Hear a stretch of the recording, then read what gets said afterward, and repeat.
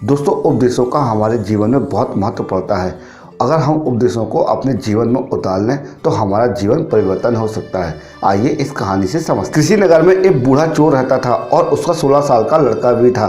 जब वो चोर ज़्यादा बूढ़ा होने लगा तो उसने अपने लड़के को चोरी करने की कला सिखाई और उसका लड़का कुछ दिनों बाद चोरी करने की कला में निपुण हो गया। बाप बेटा दोनों आराम से अपना जीवन यापन कर रहे थे। तो एक दिन चोर ने अपने बेटे से कहा कि सुनो बेटा, जहाँ कहीं भी साधु संत अपनी बातें कह रहे हो या फिर उपदेश दे रहे हो तो बिना सुने कान में उंगली डाल के वहाँ से भाग जाना चाहिए। लड़के ने कहा कि हाँ बाबू, मैं इस बात का हमेशा ध्यान रखूंगा।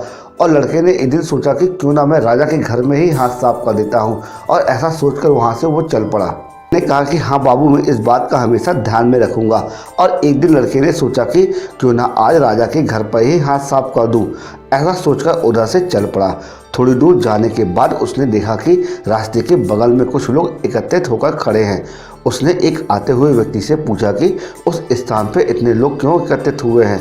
तो उस आदमी ने उत्तर दिया, वहाँ एक महात्मा उपदेश दे रहे हैं। ये सुनकर उसका माथा तनक गया। उसका उपदेश नहीं सुन सकूंगा, ऐसा सोचकर अपने कानों में उंगली डालकर वहाँ से भाग निकला।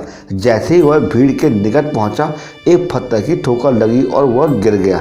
उस समय महात्मा जी कह रहे थे, कभी झूठ नहीं बोलना चाहिए, जिसका नमक खाएं कभी उसका बुरा नहीं सोचना चाहिए। ऐसा करने वाले को भगवान सदा सुखी बनाए रखते हैं। ये दो बातें उसके कान में पड़ी। वह झटपटाकर उठा और कान बंद कर राजा के महल की ओर चल दिया। जैसे ही चोर महल के अंदर प्रवेश करना चाहा तो वहाँ के खड़े पहरेदारों ने उसे रोक लिया और कहा कि तुम कौन हो और कहाँ जा रहे हो। तो चोर को उस महात्मा का उपदेश याद आ गया कि हमेशा सच बोलना चाहिए। तो चोर ने सोचा कि क्यों ना मैं आज सच बोल के देख ही लेता हूँ। चोर ने कहा कि मैं चोर हूँ और चोरी करने जा रहा हूँ। तो पहरेदारों ने कहा कि हाँ ठीक है, तुम अंदर जा सकते हो। पहरेदारों को लगा कि ये कोई महल का नौकर है जो हमसे मजाक कर रहा है, और चोर सच बोल के महल के अंदर प्रवेश कर गया। एक कमरे में घुसा, वहाँ ढेर सारा पैसा था। जेवर देखकर उसका मन खुशी से भर गया। एक थैले में सब धन भर लिया और दूसरे कमरे में घुसा। वहाँ रसोई घर था। अनेक प्रकार के व्यंजन और भोजन बने हुए थे। वह खाना खाने लगा। खाना खाने के बाद एक थैला उठाकर चलने लगा। तभी फिर महात्मा का उपदेश याद आया, जिसका नमक खाओ उसका बुरा मत सोचो। उसने अपने मन में सोचा कि मैंने तो खाना खाया है और उसमें नमक भी था, उसका बुरा नहीं सोचना चाहिए। इतना सोचकर थैला वहीं रखकर वापस चल पड़ा। तो पहरेदारों ने उसे रोका और बोला कि क्या हुआ भाई, चोरी क्यों नहीं की।